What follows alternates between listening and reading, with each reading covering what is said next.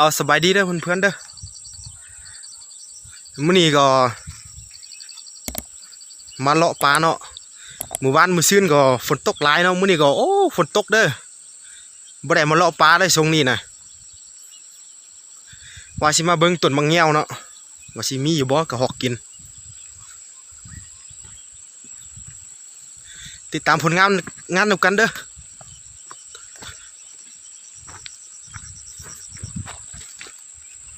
ถือว่าอยู่พุ่นเด้อต้นมังแง้วเด้อเดี๋ยวข้ามน้ำไปเนาะอยู่นี่เนาะ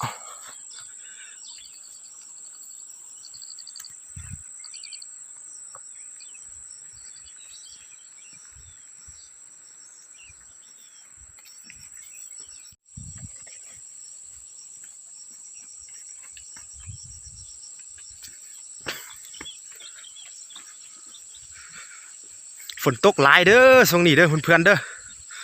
โอ้มาล่อปลาก็บ่ได้มาเนาะฝนตกหลายมาสายเดียวเด้อมื้อนี้เด้อมากับเจ้าปุ่นแม็กคือเก่าเนาะ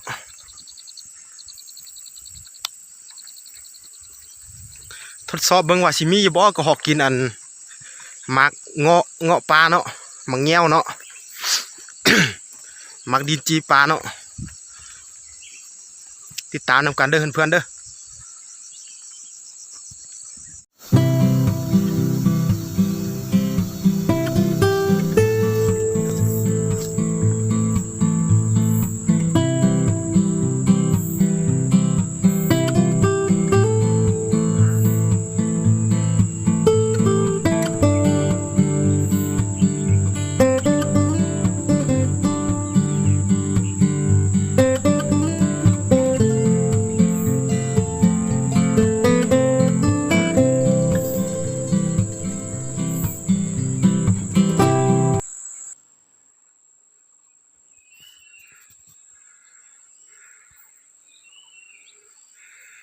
ถือว่ามาฮอดแล้วเด้อเพื่อนๆเด้อ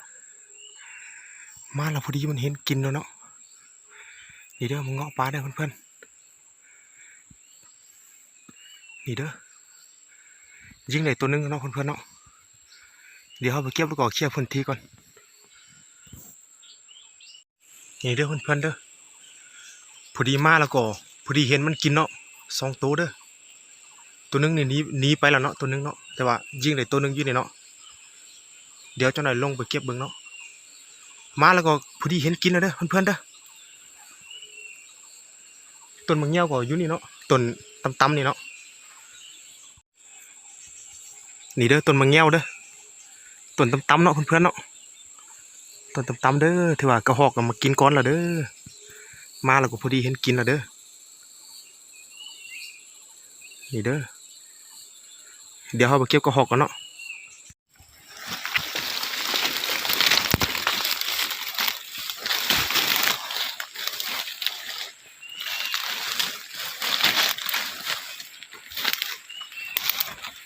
ถือว่ามากินหลายอยู่เด้อเพื่อนๆเด้อ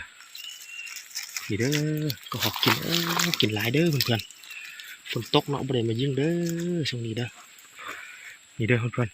ๆกินหลายเด้อโอ้สุดยอดเลยเพื่อนๆเอามันนำกันเด้อติดตามผลงานเด้อ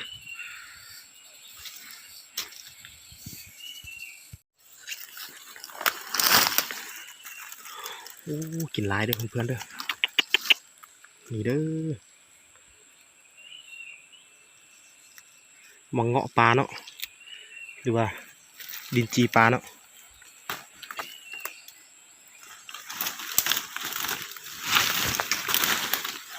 เดี๋ยวมาเก็บกระหอกกัน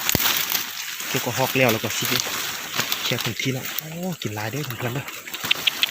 สุดยอดเลยเพื่อนๆ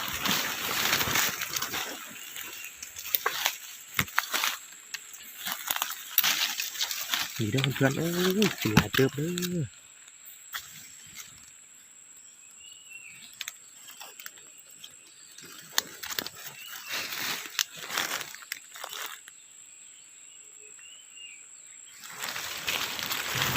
วิ่งตกตะกี้เด้อ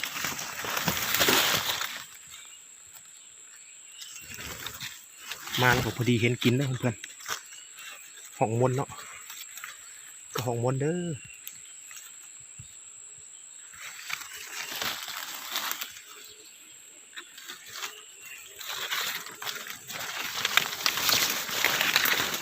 เอาติดตามผลงานกันเด้อเพื่อนเด้อ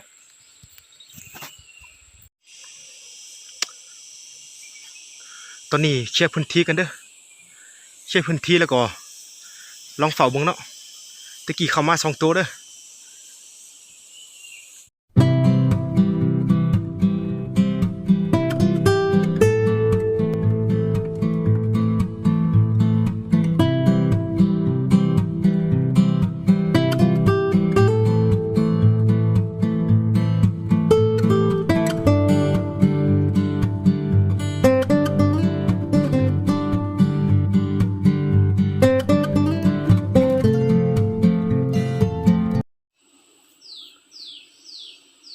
เอาตอนนี้ก็เช็คพื้นที่สำเร็จเนาะแต่ว่าถ่าเบิ่งเนาะจะ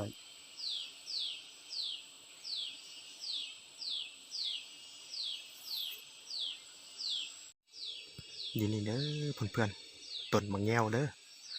ต้นมะเงาะเนาะมะเงาะปลาเนาะนี่เด้อเพื่อนๆต้นต่ำๆเนาะบุสูงหลายเด้อต้นนี้เด้อยังมีมากหลายเนาะแต่ก็หอกก็กินหลายอยู่เนาะแต่ว่าสิมาจักโตเนาะติดตามผลงานนำกันเด้อ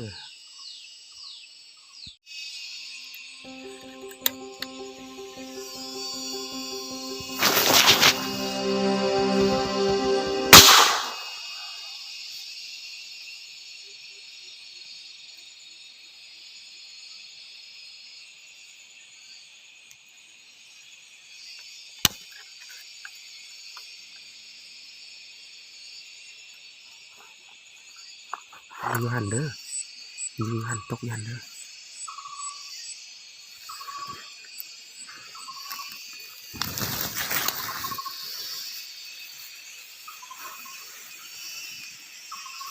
เดี๋ยวเก็บกระหอกก่อนเนาะ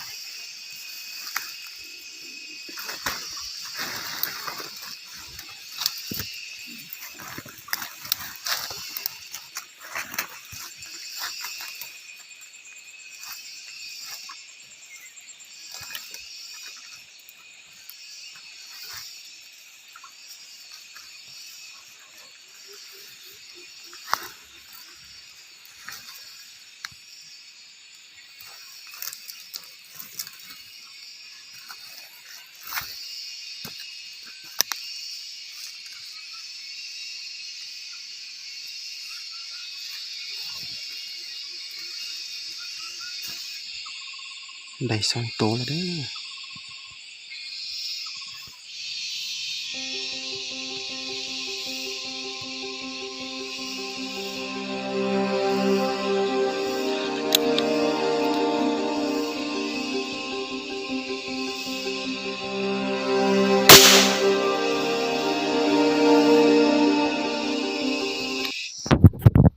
เอาเพื่อนๆตอนนี้ก็สิได้กลับแล้วเด้อฝนสิตกเด้อมื้อนี้นะได้ยิงแต่3 บาทเนาะมื้อนี้ได้ยิงแต่3 ตัวเด้อมื้อนี้นะกลับก่อนฝนก็สิตกแล้วเก็บกระหอกก็สิกลับแล้วเด้อเพื่อนๆเด้อ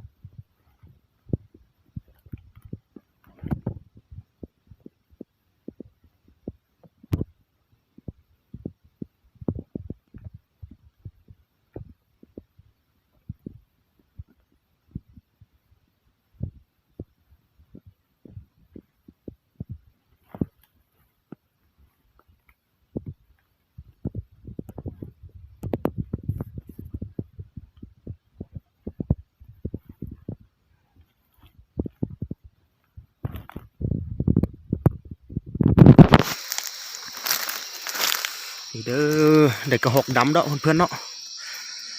มีแต่กระหอกดำเด้อเพื่อน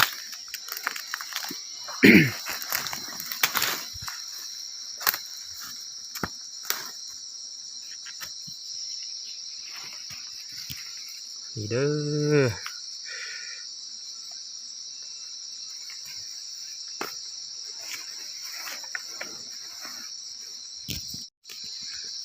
นี่เด้อเพื่อนๆเด้อเด็กๆก็หอกดำเนาะมื้อนี้เนาะได้ยิง3 บาทเด้ออย่าอีกตัวหนึ่งเนาะบ่ได้ยิงเนาะมาแล้วก็มันเห็นก่อนแล้วก็บ่ได้ยิงเนาะฝนก็สิตกเด้อเพื่อนๆกลับก่อนเท่านี้กันเด้อพบกันในคลิปหน้าเด้อขอบใจที่เข้ามาเบิ่งเนาะเข้ามารับชมเนาะขอบใจหลายๆ